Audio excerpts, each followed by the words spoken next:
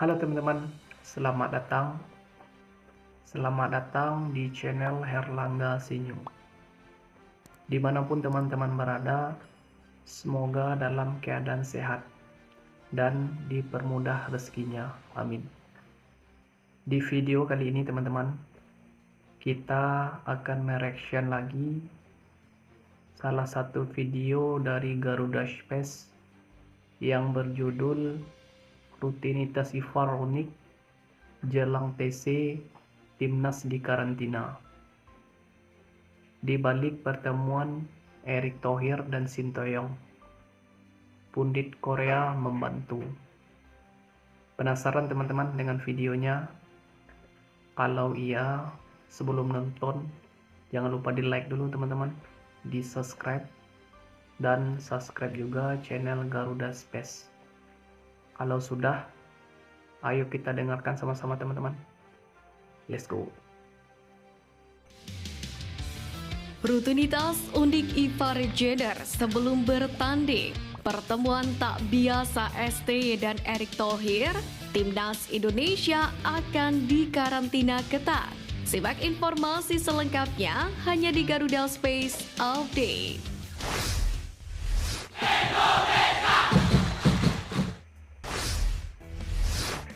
Pelatih Sinteyong sudah merilis 22 pemain yang dipanggil untuk bergabung untuk petualangan di ronde kedua kualifikasi Piala Dunia 2026 zona Asia. Menariknya, pengamat sepak bola Roni Pangemanan menyampaikan, masih ada bocoran adanya pemain naturalisasi yang bergabung dengan skuad Garuda. Namun dalam hal ini pemain naturalisasi yang dimaksud adalah JIZ yang bakal bergabung menyusul dibandingkan rekan-rekannya. Sebab diketahui JIZ baru saja menjalani pertandingan bersama dengan klubnya Venezia. Meski demikian, sebelumnya pelatih Timnas Indonesia Sinteyong sempat memberikan kabar bahwa akan ada tambahan pemain keturunan naturalisasi yang lain. Tapi Sinteyong tidak membocorkan jumlah pemain keturunan Indonesia yang akan dinaturalisasi. Diduga pemain itu adalah Martin Paes dan Calvin Verdong. Media Vietnam The Talk 24/7 membahas soal program naturalisasi yang berdampak sangat positif untuk kemajuan Timnas Indonesia. Selain itu, mereka juga menyoroti potensi Timnas Indonesia ketambahan 5 pemain keturunan grade A. Adapun kelima pemain yang dimaksud adalah Emil Audero Bulyadi, Kevin Dix, Miss Hilgers, Ole Romeni, dan terakhir Jairo Ridowol. Nama-nama pemain yang belakangan ini memang santer dikaitkan untuk bisa membela skuad Garuda. Dalam hal ini memang tidak bisa dipungkiri program naturalisasi yang tengah dilakukan PSSI berdampak instan pada kemajuan sepak bola Indonesia. Terbukti pasukan Sinteyong yang diperkuat oleh sejumlah pemain keturunan yang dinaturalisasi mampu tampil impresif dalam ajang Piala Asia 2023 beberapa waktu yang lalu. Belajar dari pengalaman sebelumnya dalam 2 laga kualifikasi Piala Dunia 2026 round 2 sebelumnya, banyak para pemain Timnas Indonesia yang mendadak mengalami sakit saat jelang laga kedua melawan Vietnam di Hanoi pada bulan Maret 2024 kemarin. Untuk itu, jelang laga kualifikasi Piala Dunia 2026 round 2 grup F melawan Irak dan Filipina, dokter Timnas Indonesia Alvan Asyar pun menyebut akan memperlakukan karantina ketat di lokasi hotel dan juga tempat latihan Timnas Indonesia.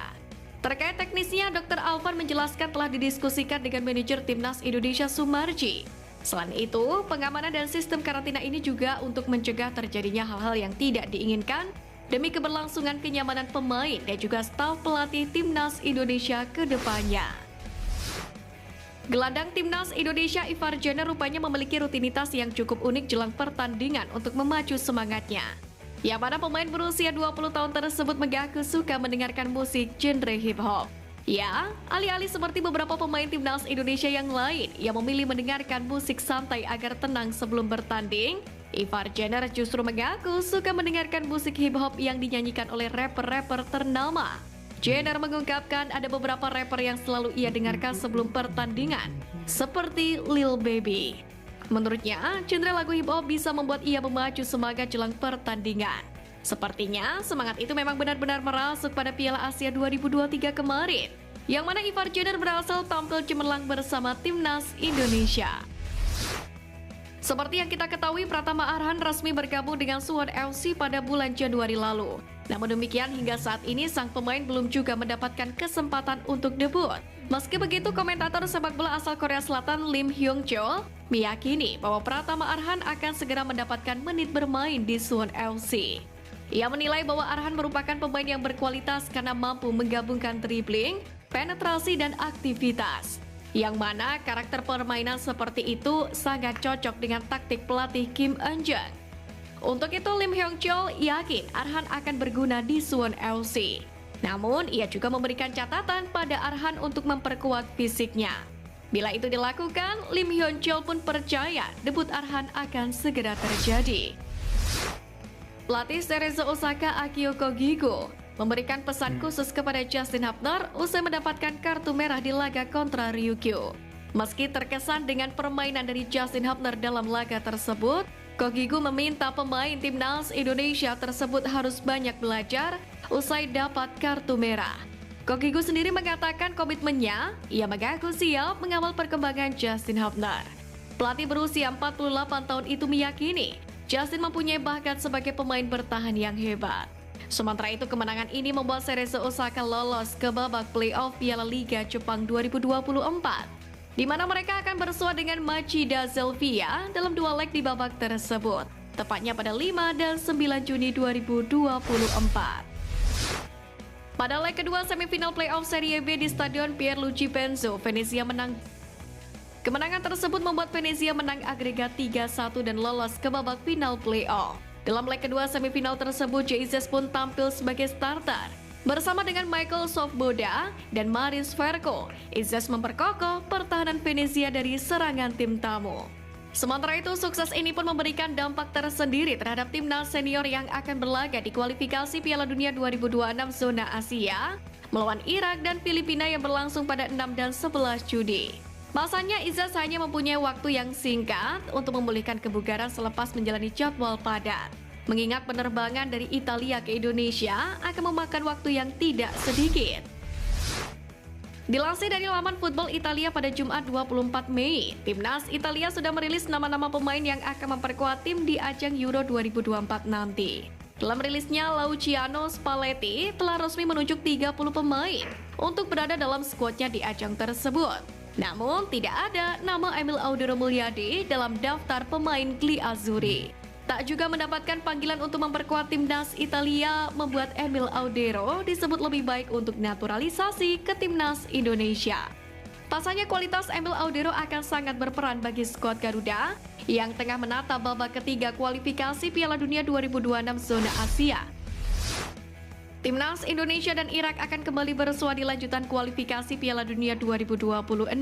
Jelang laga ini, pelatih lokal Abdullah Abdul Hamid menyebut pelatih timnas Irak Jesus Casas membutuhkan pemain ajaib untuk melawan timnas Indonesia dan Vietnam. Casas sendiri memanggil sebagian besar wajah baru ke dalam skuad timnas Irak yang sudah memastikan lolos ke putaran ketiga babak kualifikasi. Namun hal ini mendapatkan kritik dari para pelatih dan pengamat sepak bola Irak termasuk Abdul Hamid. Ia pun menilai ada pemain yang menurutnya layak masuk timnas Irak karena penampilan bagus di liga namun malah tidak dibawa dalam laga melawan Indonesia.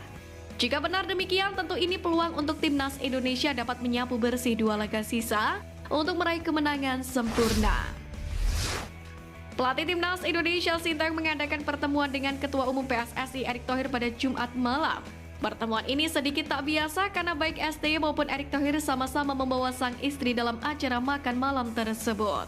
Ternyata pertemuan malam itu tidak membahas sepak bola sama sekali, di mana Erick Thohir dan Sintayong melakukan sesi sharing bagaimana cara mendidik anak-anak mereka. Diketahui Sintayong dan sang istri Cha Yung Jo dikaruniai 2 orang anak, yakni Shin Jae-won dan Shin Jae-hyuk. Sementara Erick Thohir dan sang istri berhasil mendidik keempat anak mereka. Sementara terkait kontrak STY bersama skuad Garuda, sejauh ini sudah ada kesepakatan verbal antara Sintayong dan PSSI, yakni untuk melanjutkan kerjasama hingga 2027. Namun demikian, pencinta sepak bola berharap segera ada hitam di atas putih di antara keduanya. Timnas Indonesia U20 dijadwalkan menjalani pemusatan latihan di lapangan latihan Como pada 26 hingga 31 Mei. Ini merupakan rangkaian persiapan menuju Toulon Cup 2024 di Prancis. Selama di camp, pelatih Timnas Indonesia U20 Indra Syafri pun mengatakan, pihak Koma 1907 menyediakan bantuan bagi anak asuhnya. Langkah ini memang diambil sebagai persiapan Garuda Muda untuk mengikuti Toulon Cup di Paris, Prancis. Dalam hal ini, pemain keturunan bakal menyusul gabung dalam persiapan Toulon Cup 2024. Salah satunya adalah Jens Reven yang tengah menjalani proses naturalisasi. Sekian News Flash kali ini Sobat Garuda, mari terus dukung perjuangan Timnas Indonesia. Nantikan News Flash Edition dari Garuda Space selanjutnya. Terima kasih dan salam olahraga. Jadi itulah teman-teman video dari Garuda Space tentang Timnas Indonesia. Maksud dari Timnas di karantina ketika Indonesia melawan Irak dan Filipina nanti teman-teman. Berkemungkinan pemain timnas tidak boleh bertemu dengan sembarang orang, termasuk dengan supporter teman-teman.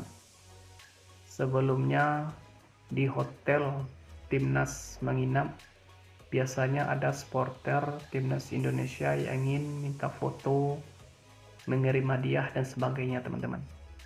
Berkemungkinan saat menghadapi Irak dan Filipina tidak akan ada lagi seperti itu teman-teman. Dan maksud dari pundit Korea tentang Pratama Arhan teman-teman, dia mengatakan berkemungkinan Pratama Arhan akan segera debut di Liga Korea.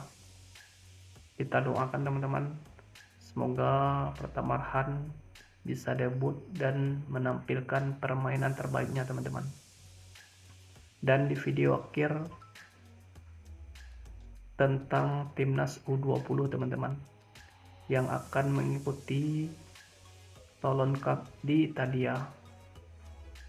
Dan di Italia nanti timnas kita akan berada di klub Como teman-teman, yang akan difasilitasi oleh klub tersebut karena klub itu dimiliki oleh orang Indonesia teman-teman. Jadi sekian dulu teman-teman untuk video kali ini.